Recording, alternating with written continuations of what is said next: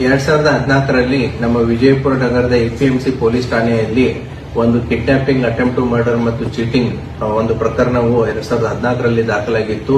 ಆ ಪ್ರಕರಣದಲ್ಲಿ ಸಂಪತ್ ಕುಮಾರ್ ಸಿದ್ದನಗೌಡ ಪಾಟೀಲ್ 31 ವರ್ಷ, ಬಾಗಲಕೋಟೆ ಜಿಲ್ಲೆ ಹುಣಸೂರು ತಾಲೂಕಿನವನು. ಈತ ಡಿಎಸ್ಪಿ ಇರಾನಿ ಅಂತಂತೇಳಿ ಪೊಲೀಸ್ ಇಲಾಖೆಯಲ್ಲಿ PSI ಮತ್ತೆ ಪೊಲೀಸ್ ಕಾನ್ಸ್ಟೇಬಲ್ ನೌಕರಿಯನ್ನು ಮಾಡಿಸಿಕೊಡ್ತೀನಿ ಅಂತ ಹೇಳಿ ನಮ್ಮ ವಿಠಲ್ ಛಾಯಾಗೋಳ ಅನ್ನುವಂತ ಕಾಕಂಡ್ಕಿ ಹಳ್ಳಿಯವನು ಆತನ ಕಡೆಯಿಂದ ದುಡ್ಡನ್ನ ತಗೊಂಡಿರ್ತಾನೆ. ದುಡ್ಡನ್ನ ಕೇಳಿದಾಗ ಕಿಡ್ನಾಪ್ ಮಾಡಿಬಿಟ್ಟು ಆತನನ್ನ ಕೊಲೆ ಮಾಡುವ ಒಂದು ಪ್ರಯತ್ನವನ್ನು ಕೂಡ ಮಾಡಿರ್ತಾನೆ. ಆ ಹಿನ್ನೆಲೆಯಲ್ಲಿ ಪ್ರಕರಣ ದಾಖಲಾಗಿ ಈತ ಬಂಧಿತನಾಗಿ ಮಾನ್ಯ ನ್ಯಾಯಾಲಯದಲ್ಲಿ ಚಾರ್ಜ್ ಶೀಟ್ ಸಬ್ಮಿಟ್ ಆಗಿರುತ್ತೆ.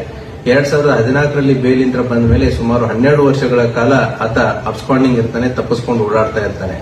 ಈತನ ಮೇಲೆ ಎಪಿಎಂಸಿ ಪೊಲೀಸ್ ಠಾಣೆ ಅಷ್ಟೇ ಅಲ್ಲ, 2012ರಲ್ಲಿ ಮುದ್ದೇಬಿಹಾಳ್ ಪೊಲೀಸ್ ಠಾಣೆಯಲ್ಲೂ ಕೂಡ ಒಂದು ಚೀಟಿಂಗ್ ಕೇಸು ಮತ್ತೆ ಒಂದು ಆರ್ಮ್ಸ್ ಆಕ್ಟ್ ನಲ್ಲಿ ಪ್ರಕರಣ ದಾಖಲಾಗಿ ಅದು ಕೂಡ ಮಾನ್ಯ ನ್ಯಾಯಾಲಯದಲ್ಲಿ ಟ್ರಯಲ್ನಲ್ಲಿದೆ.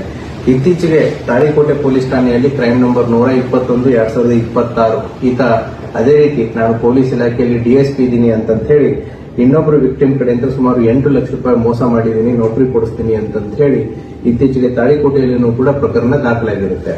ಆದ್ದರಿಂದ ಎಪಿಎಂಸಿ PSI ಮತ್ತು ಅವರ ಸಿಬ್ಬಂದಿಯ ನೇತೃತ್ವದಲ್ಲಿ ಒಂದು ವಿಶೇಷ ತನಿಖಾ ತಂಡವನ್ನು ರಚನೆ ಮಾಡಿರುತ್ತೆ. ಆತ ಸುಮಾರು 12 ವರ್ಷಗಳಿಂದ ಮಾನ್ಯ ನ್ಯಾಯಾಲಯದಲ್ಲಿ ಯಾವುದೇ ರೀತಿಯಾದಂತಹ ಟ್ರಯಲ್ಗಳಿಗೆ ಅಟೆಂಡ್ ಆಗಲಾರದೇ ಕಣ್ಣ ತಪ್ಪಿಸಿಕೊಂಡು ಓಡಾಡ್ತಾ ಇರ್ತಾನೆ. ಇತ್ತೀಚೆಗೆ ನಮ್ಮ ತನಿಖಾ ತಂಡ ಆತನ ಇರುವಿಕೆಯನ್ನು ಪತ್ತೆ ಮಾಡಿ ಈಗ ಮಾನ್ಯ ನ್ಯಾಯಾಲಯಕ್ಕೆ ಆತನನ್ನ ಬಂಧಿಸಿ ಕೊಟ್ಟಿದ್ದಾರೆ. ಪೊಲೀಸ್ ಪ್ರಕರಣ ಹಲವಾರು ಪ್ರಕರಣಗಳಿರುವಂತಹ ಈತ ಆರೋಪಿ ಮುಗ್ಧ ಯುವಕರನ್ನ ಪೊಲೀಸ್ ಇಲಾಖೆ ಆಗಿರ್ಬೋದು ಅಥವಾ ಇನ್ನಿತರ ಇಲಾಖೆಗಳಲ್ಲಿ ನೌಕರಿ ಕೊಡಿಸ್ತೀನಿ ಅಂತ ಹೇಳಿ ಒಂದು ಫೇಕ್ ಕಾಕಿ ಡಿಎಸ್ಪಿ ಅನ್ನೋ ರೀತಿಯಲ್ಲಿ ಹೇಳಿಕೊಂಡು ಹಲವಾರು ಜನರಿಗೆ ಮೋಸ ಮಾಡೋದು ಕೂಡ ಕಂಡು ಬಂದಿರುತ್ತೆ. ಆತನ ವಿರುದ್ಧ ಉಳಿದಂತ ಪ್ರಕರಣಗಳಲ್ಲಿಯೂ ಕೂಡ ತನಿಖೆ ಮುಂದುವರಿತಾ ಇದೆ. Thank you.